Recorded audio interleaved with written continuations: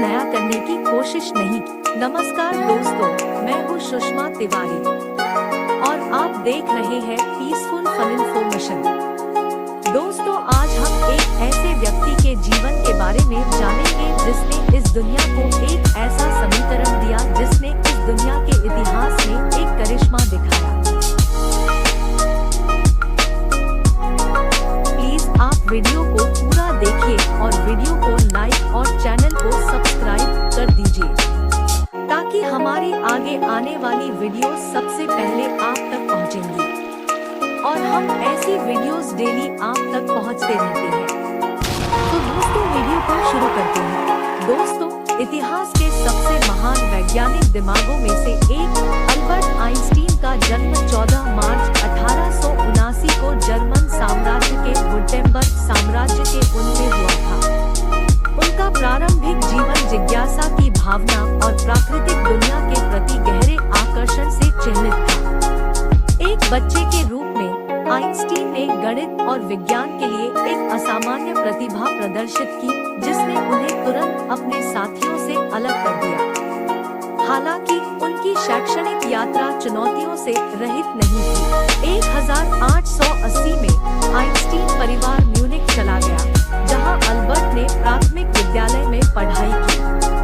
अपनी स्पष्ट बुद्धि के बावजूद उन्होंने उस समय की कठोर और सत्तावादी शिक्षा प्रणाली से संघर्ष किया। आइंस्टीन का विद्रोही स्वभाव स्कूल के तरीकों से टकराया, जिससे शिक्षकों और प्रशासकों के साथ टकराव हुआ। यह प्रारंभिक गैर-अनुरूपता और एक स्वतंत्र प्रवृत्ति बाद के वर्षों में उनके जीवन और कार्य की विशेषता बनेगी। 15 साल की उम्र में आइंस्टीन के माता-पिता इटली चले गए, लेकिन वह अपनी शिक्षा पूरी करने के लिए म्यूनिख में ही रहे। उन्होंने एक माध्यमिक विद्यालय लुइसफोर्ड जिम्नेजियम में दाखिला लिया, जहां उन्होंने भौतिकी और गणित में विशेष रुचि विकसित की।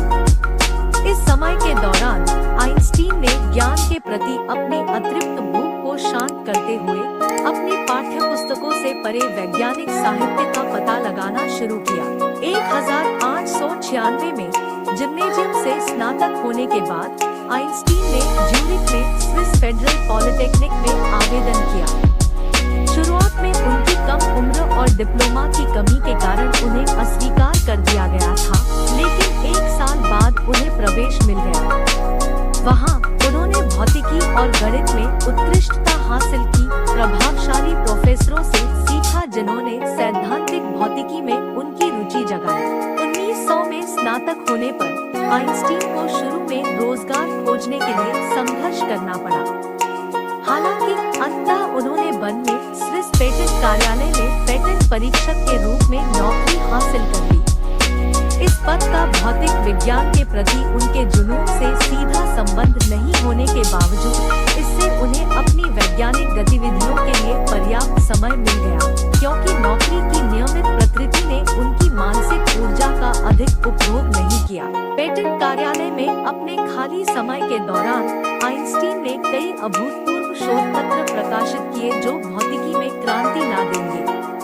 1905 में, जिसे अक्सर उनके एनस मिराबिलिस या चमत्कारिक वर्ष के रूप में जाना जाता है, उन्होंने विभिन्न विषयों पर 4 उल्लेखनीय पत्र प्रकाशित किए, जिनमें फोटोइलेक्ट्रिक प्रभाव, ब्राउनियन गति, विशेष सापेक्षता और द्रव्यमान और ऊर्जा की समानता शामिल है, जिसका सारांश उनके प्रसिद्ध द्वारा दिया गया है।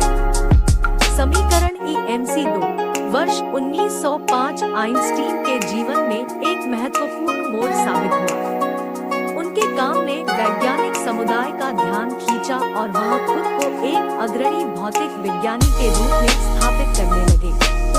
1908 में वह बर्न विश्वविद्यालय में व्याख्याता बन गए और 3 साल बाद उन्होंने ज्यूरिख विश्वविद्यालय में सैद्धांतिक भौतिकी के प्रोफेसर के रूप में एक पद स्वीकार किया। इस अवधि के दौरान आइंस्टीन के निजी जीवन में भी महत्वपूर्ण परिवर्तन आए। 1903 में उन्होंने पॉलिटेक्निक के साथ ही भौतिकी छात्र मिलेवा मैरिक से शादी की। दंपति के 2 बेटे थे, हंस अल्बर्ट और एडवर्ड, लेकिन उनकी शादी में कठिनाइयों का सामना करना पड़ा और अंततः 1919 में तलाक हो गया।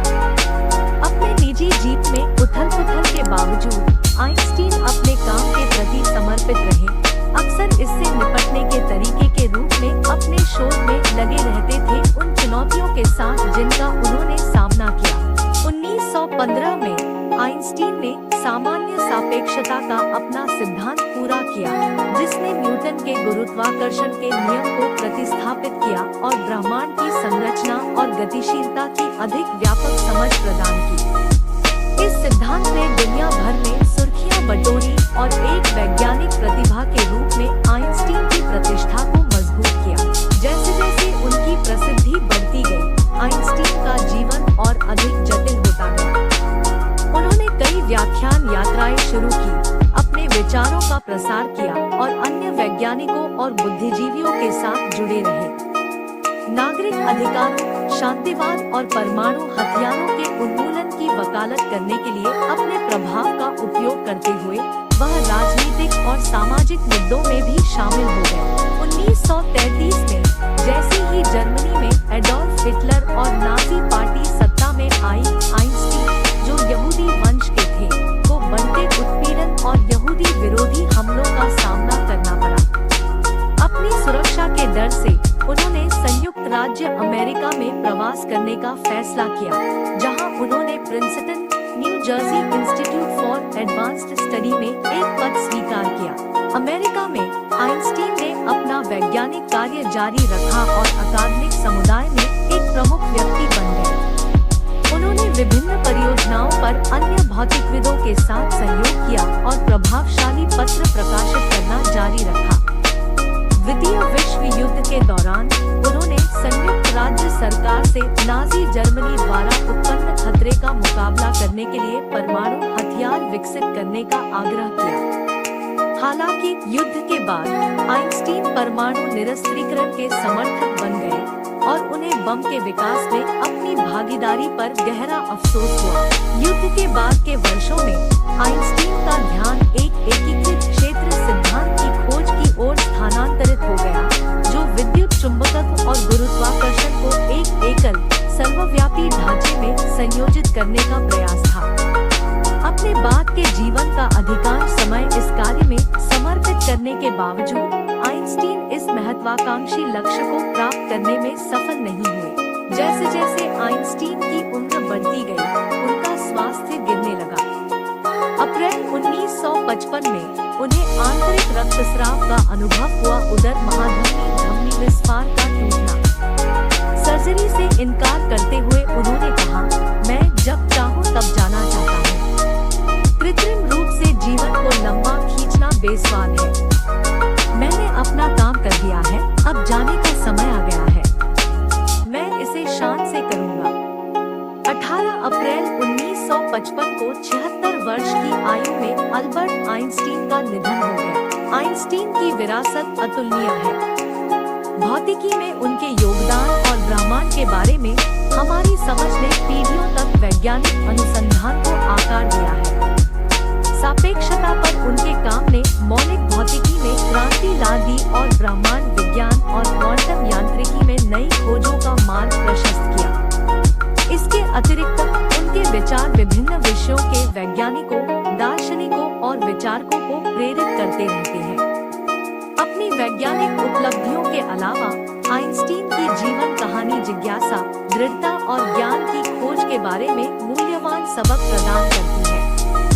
लीक से हटकर सोचने और पारंपरिक ज्ञान को चुनौती देने की उनकी क्षमता वैज्ञानिक अन्वेषण में रचनात्मकता के महत्व का उदाहरण देती है। अल्बर्ट आइंस्टीन का जीवन एक अनुस्मारक के रूप में कार्य करता है कि सबसे असाधारण व्यक्तियों को भी संघर्ष और असफलताओं का सामना करना पड़ता है।